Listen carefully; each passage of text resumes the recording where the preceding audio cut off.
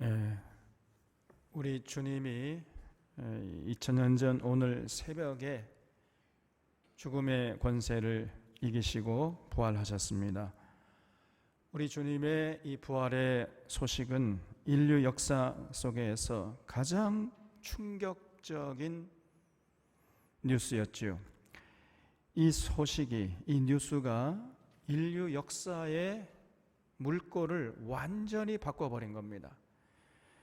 오늘 말씀을 보면은 이 부활의 소식을 처음으로 증거했던 주인공이 나오는데 그분이 남자가 아니고 여자였습니다. 이 막달라 마리아라는 여인이었는데 사실 이 여인은 상당히 불행한 삶을 살아온 여인이었습니다. 그런데 예수님 만나 뵙고 완전히 삶이 거듭나고 회복된 이런 여인이었죠.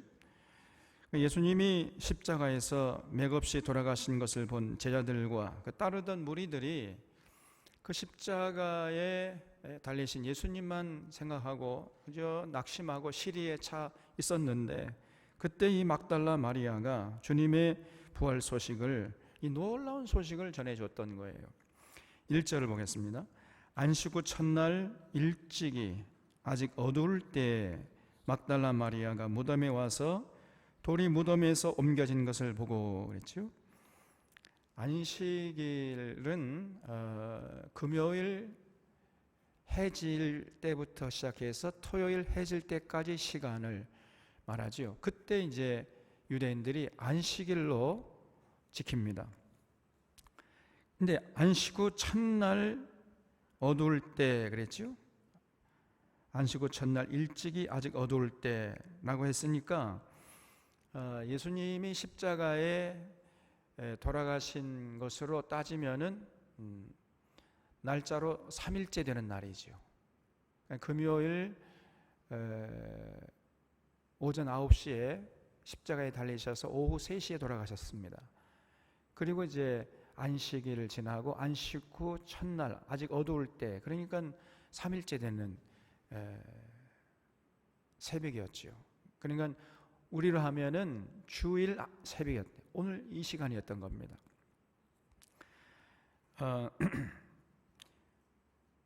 그 주일 새벽에 이 막달라 마리아가 예수님의 시신을 모신 무덤에 온 거지요. 막달라 마리아가 그 주님의 그 은혜 때문에 완전히 삶이 새롭게 회복되니까 그 은혜에 감사해서 그 예수님의 그 은혜와 그 사랑을 잊지 못하고 이제 날이 밝으면은 내가 가서라도 그 예수님의 시신에 향유를 좀 발라드려야 되겠다, 그런 생각으로 그 무덤을 찾아왔던 것입니다. 그런데 그 어둠을 뚫고 그 무덤에 와 보니까요, 거기서 놀라운 광경을 목격하게 된 것입니다. 무덤이 굳게 분명히 닫혀 있었는데 어제까지만 해도 가보니까 무덤이 열려 있었어요. 이상하다 생각하면서 그 안을 들여다보니까 예수님의 시신이 보이지 않고 어디로 사라져버린 것입니다. 깜짝 놀란 이 막달라 마리아가 시리에 잠겨있던 제자들에게 달려가서 그 소식을 전한 거지요. 여기 이전에 시몬 베드로와 예수께서 사랑하시던 그 다른 제자에게 달려가서 말하되 사람들이 주님을 무덤에 가져다가 어디 뒀는지 우리가 알지 못하겠다, 이렇게 전해주었습니다. 여기 예수께서 사랑하시던 그 다른 제자는 누구를 말하죠? 사도 요한이죠. 그러니까 이 요한복음을 쓴 사도 요한을 말하는 겁니다. 그러니까 자신이 쓴 글에 자신의 이름을 기록하기가 좀 민망해서 예수께서 사랑하시던 그 다른 제자, 이렇게 표현한 거지요. 그러니까 막달라 마리아가 베드로와 요한에게 가서 예수님의 시신이 어디로 사라져 버렸습니다, 이렇게 이제 전해줬던 거죠. 그러니까 베드로와 요한이 깜짝 놀랄 거 아닙니까? 그래서 그냥 서둘러서 이제 현장으로 달려가는 거죠. 3절에 베드로와 그 다른 제자가 나가서 무덤으로 갈새 둘이 같이 다름질 하더니 그 다른 제자가 베드로보다 더 빨리 달려가서 먼저 무덤에 이르러 구부리어 세마포 놓인 것을 보았으나, 그러니까 구부리었다는 것은 그 무덤의 입구가 그렇게 크지 않았다는 것을 알 수 있어요. 무덤으로 들어가려면 구부려 이게 허리를 숙여야 들어갈 수 있는 그런 무덤이었던 것을 알 수 있어요. 그래서 이렇게 이제 밖에서 구부려 가지고 안을 들여다보니까요. 그래서 지난번 노인 걸 보았으나 들어가지는 아니하였더니 시몬 베드로는 따라와서 무덤에 들어가 보니 세마포가 놓였고 또 머리를 쌌던 수건은 세마포와 함께 놓이지 않고 딴 곳에 쌌던 대로 놓여 있더라 그랬습니다. 막달라 마리아 이야기를 듣자마자 베드로와 요한이 그냥 예수님의 무덤으로 총알같이 달려가는데 요한이 베드로보다 그 다름질을 더 잘했다는 거예요. 그러니까 요한은요 아주 저처럼 비호 같아요. 아주 그냥 바람처럼 달려가 버립니다. 근데 베드로는 좀 몸이 육중해요. 뒤뚱뒤뚱 오리가 걸어가는 것처럼 그렇게 이제 달려간 거지요. 그러니까 토끼와 거북이 꼴이었던 겁니다. 그래서 무덤에 먼저 도착한 사람이 이제 당연히 요한이었고, 그런데 요한은 무덤에 들어가질 않고 밖에서 구부려 가지고 안을 자세히 들여다봤다는 거지요. 왜냐하면은 현장을 보존해야 되잖아요. 함부로 들어가면 안 됩니다. 그래서 요한이 참 신중한 사람인 것을 여기서 알 수 있습니다. 요한은요 말 한마디 하더라도 정말 신중한 사람이고요 정직하고 충성스러운 사람이었습니다. 그래서 우리가 이 요한복음을 신뢰할 수가 있는 거죠.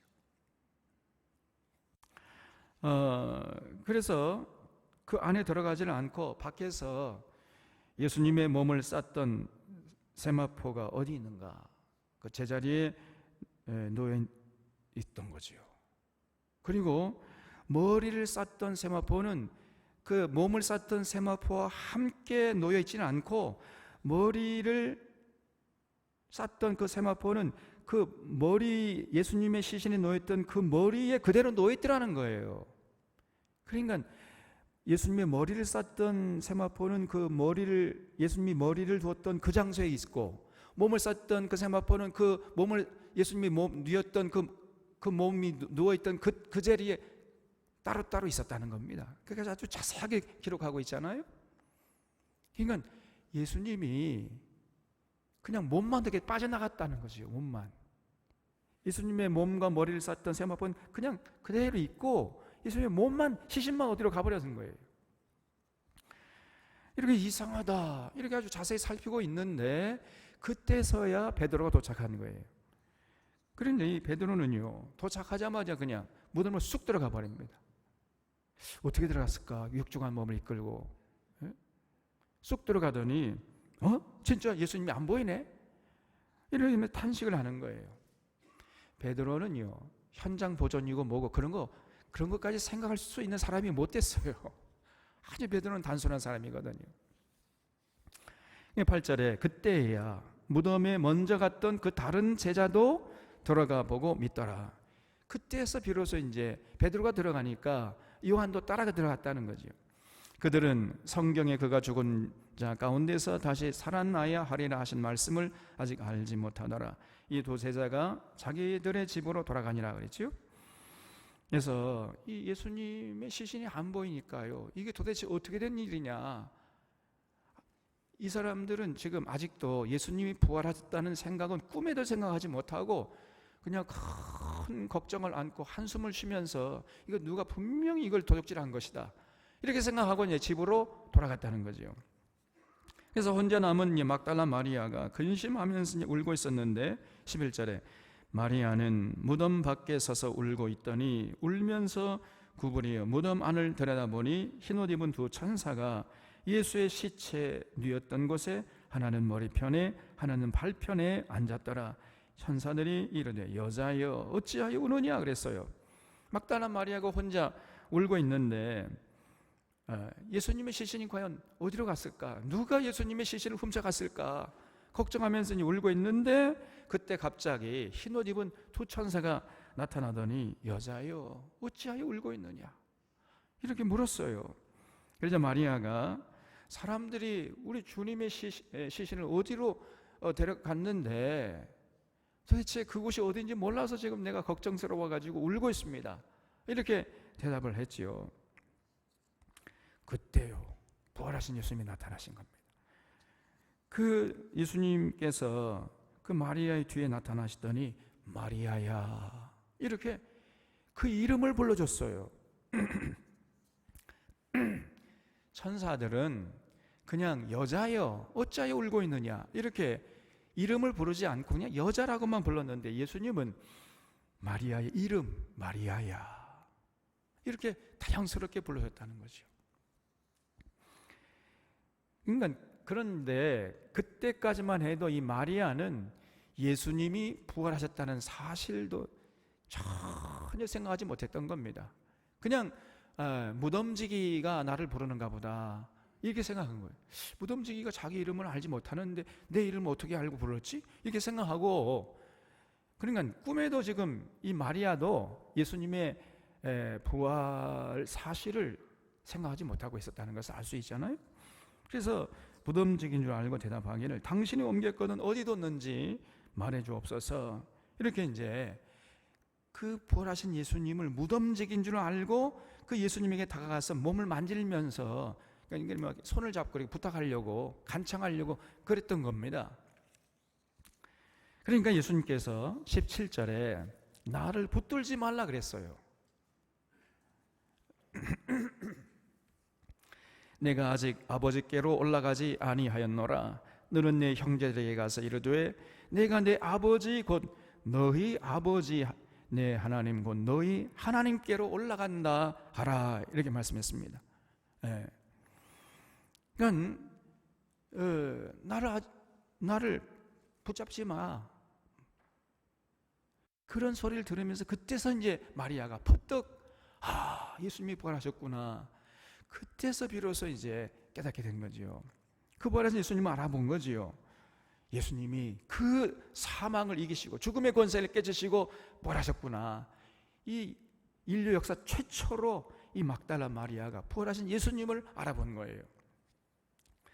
그래서 여러분 그때의 이 막달라 마리아의 마음이 얼마나 놀랐겠으며 얼마나 기뻤겠으며 얼마나 감격스러웠겠습니까 여러분. 정말 예수님 말씀하신 대로 예수님이 부활하셨구나. 넘치는 감사와 감격이 그 마음속에 막 물결치지 않았겠습니까? 그래서 18절에 막달라 마리아가 가서 제자들에게 내가 주를 봤다 이렇게 증언하기 시작한 거죠. 또 주께서 자기에게 이렇게 말씀하셨다 이러니라 그랬어요. 아마 제가 생각하기에는 그 제자들에게 그 부활의 증인 노릇 할 때에 그 전에 좀 몇 번 자기 살점을 꼬집었을 거예요. 이게 꿈이냐 생시냐 이게 내가 지금 꿈을 꾸고 있는 거냐 막 이랬을 겁니다. 눈을 막 꿈뻑거리면서 다시 봐도 예수님이 부활하셨거든요. 그래서 이 놀라운 소식을 이제 전하기 시작한 거지요. 그래서 인류 역사상 이 가장 놀라운 소식을 처음으로 전한 사람이 바로 여인이었고 그 막달라 마리아가 그 주인공이 되었던 겁니다. 그리고 이제 그날 밤이 되었는데 부활하신 예수님이 제자들에게도 나타나셨어요. 19절에 이날 곧 안식 후 첫날 저녁 때에 제자들이 유대인들을 두려워하여 모인 곳에 문들을 닫았더니 예수께서 오사 가운데 서서 이르시되 너희에게 평강이 있을지어다 이 말씀을 하시고 손과 옆구리를 보이시니 제자들이 주를 보고 기뻐하더라 그랬습니다. 그건 이제 그 부활하신 새벽에 막달라 마리아가 봤고요. 그날 밤이 됐습니다. 그 밤에 아직도 이제 그 부활의 소식을 확신하지 못하고 제자들이 낙심하고 불안이 떨고 있었던 거지요. 그때 주님께서 문들이 다 닫혀 있는데 그냥 쑥 나타나신 거예요. 그러면서 이제 부활하신 몸을 제자들에게 보여주셨습니다. 그러니까 그때 또 그 제자들의 어떤 충격과 놀람과 그 기쁨이 얼마나 했겠습니까, 여러분?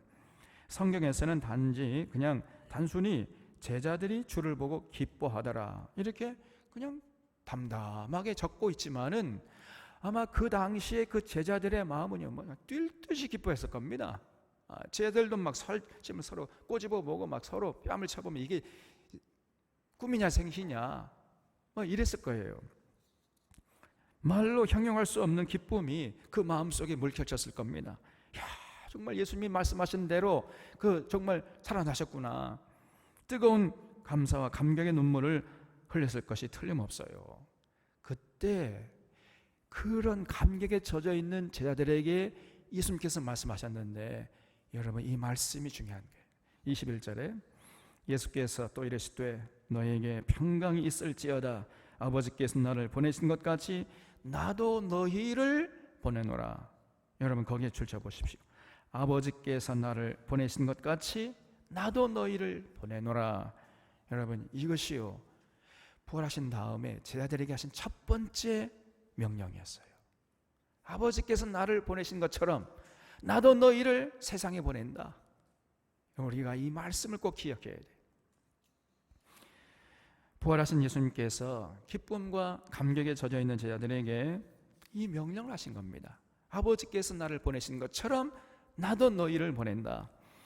여러분 무슨 말이냐면요, 그 부활의 기쁨을 맛봤으면은 그냥 감사하고 감격하고 그 자리에 앉아 있으면 안 된다는 거예요. 반드시 그 주님의 부활을 목격했으면은 이제 그 부활의 증인으로 살아야 된다는 거예요. 증인의 사명을 감당해야 한다는 것입니다. 그래서 그때부터 제자들이요, 정말 죽음을 각오하고 증인의 사명을 감당하려고 애를 썼던 거예요.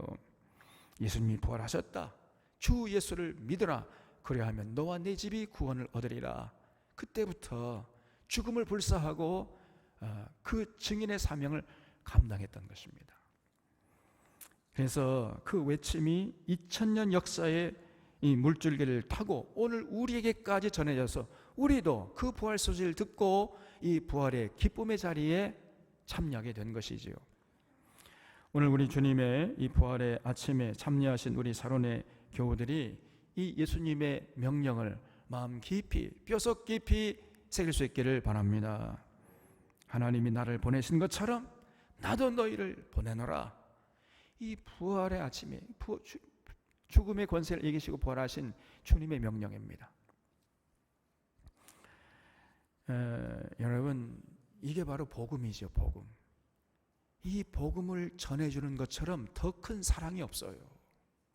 우리가 무슨 선물을 주고 무슨 맛있는 음식을 사주고 그것도 물론 사랑입니다만은 가장 큰 사랑이 뭐냐?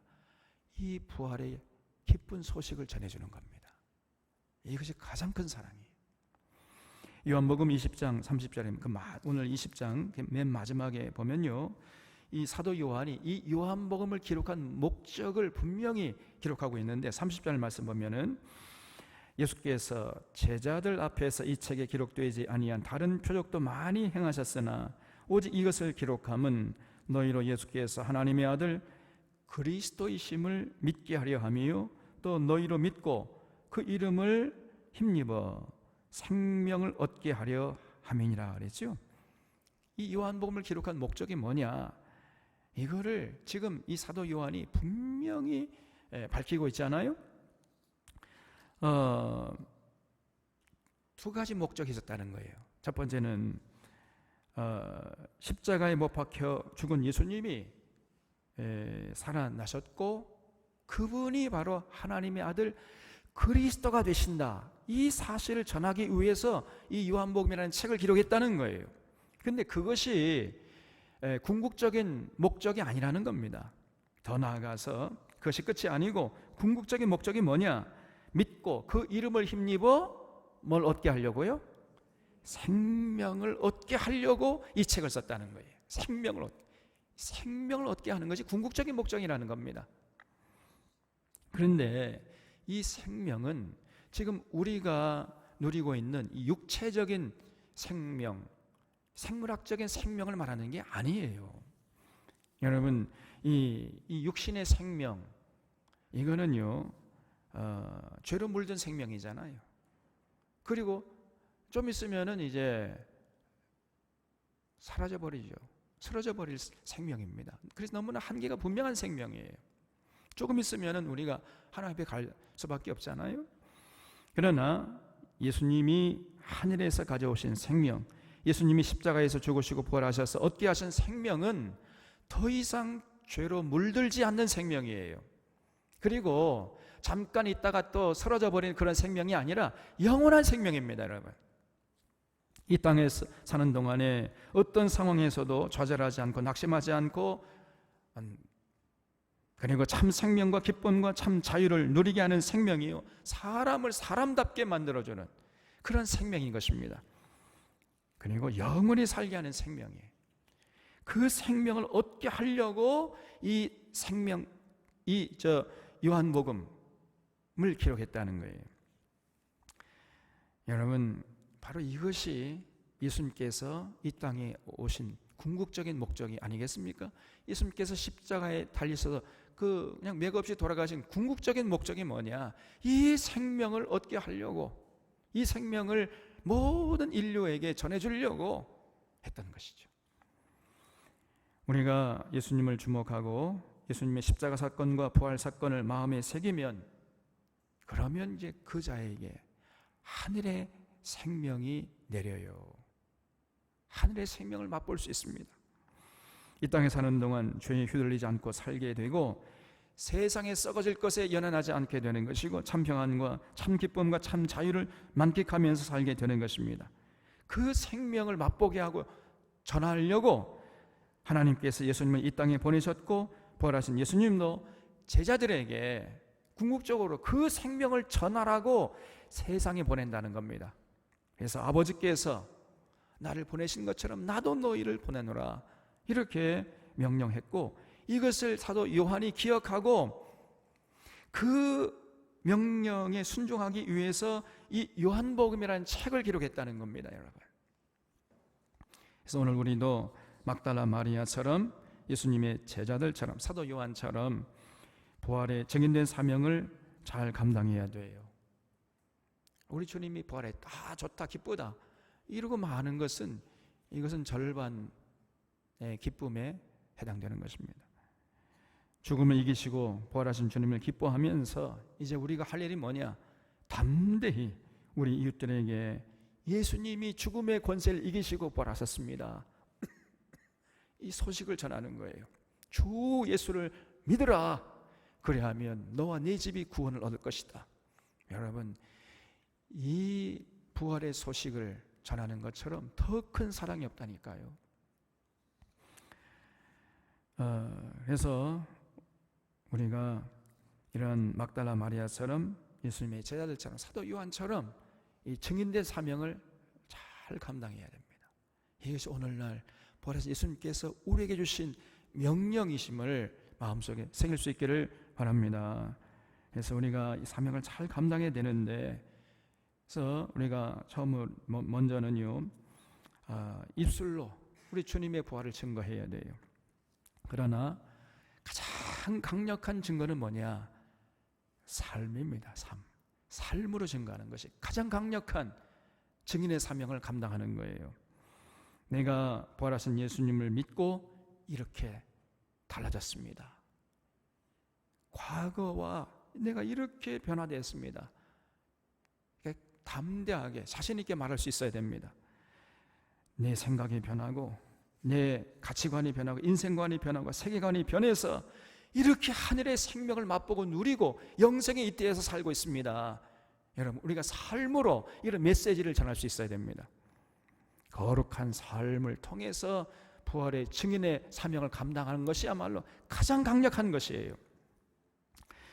그러기 위해서는 우리가 먼저 이 하늘의 생명을 만끽해야 돼요. 우리가 부활하신 예수님을 마음에 품고 그 주님의 보혈이 우리의 모든 죄를 사해 주셨을 뿐 아니라, 또한 우리의 죄로 물든 양심까지 회복시켰다는 것을 우리가 날마다 느끼면서 삶으로 증거할 수 있어야 돼요. 그래서 그런 사람들은요, 절대로 과거에 이제 예수 믿기 전에 죄악된 삶을 반복할 수가 없어요. 그건 불가능합니다. 정신이 맑아지고 영혼이 순수해지는 거예요.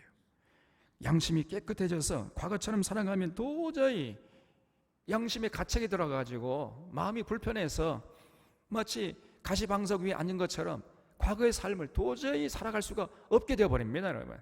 이것이 예수님의 십자가의 보혈의 능력이에요. 그리고 이 땅에 사는 동안에 정말 이제 썩어질 것에 연연하지 않고 참평함과 기쁨과 자유를 만끽하면서 살게 되는 것입니다. 그리고 이제 더 나아가서 세상에 나아가서 삶의 한복판에 나아가서 하나님의 공의와 정의가 강물처럼 흐르도록 거기에 관심을 갖고 헌신하는 거예요. 우리 주님이 다스리시는 완벽한 사랑과 평화의 나라를 세우는데 거기에 관심을 가지고 이제 헌신하는 자가 되는 것입니다. 그렇게 살아갈 때 그런 향기로운 삶을 통해서 그 사람이 바로 부활의 증인의 사명을 감당하는 자가 되는 것이죠. 여러분, 오늘 2000년 전에 안식구 첫날 그 새벽에 예수님의 제자들처럼 우리 찬원의 교우들도 이 부활의 감격이 마음속에 넘치고 부활의 기쁨으로 충만해가지고 이제 앉아 있을 것이 아니라 세상 한복판에 나가서 우리 주변의 이웃들에게 나아가서 참 큰 기쁨과 감격으로 하늘의 생명을 맛보고 누리고 전하는 그 증인의 사명을 잘 감당하는 우리 귀한 분들 다 되시기를 바랍니다. 기도하겠습니다. 겸손하신 하나님 아버지, 우리 주님의 부활의 아침에 이 감격스러운 자리에 나올 수 있도록 인도해 주심을 감사드리옵나이다. 막달라 마리아처럼 사도 요한처럼 우리들도 부활의 기쁨과 감격이 넘칠 수 있도록 주님 역사하여 주시옵소서. 하늘의 생명을 맛보고 누릴 뿐 아니라 부활의 증인의 사명을 잘 감당해서 많은 주변 사람들에게 하늘의 생명을 맛보게 하는 참 귀한 하나님 나라의 주인공들로 우뚝 설 수 있도록 이끌어 주시옵소서. 사랑하는 우리 샤론의 교우들 온전히 주님 앞에 부탁드리옵고 예수님의 이름으로 기도하옵나이다. 아멘.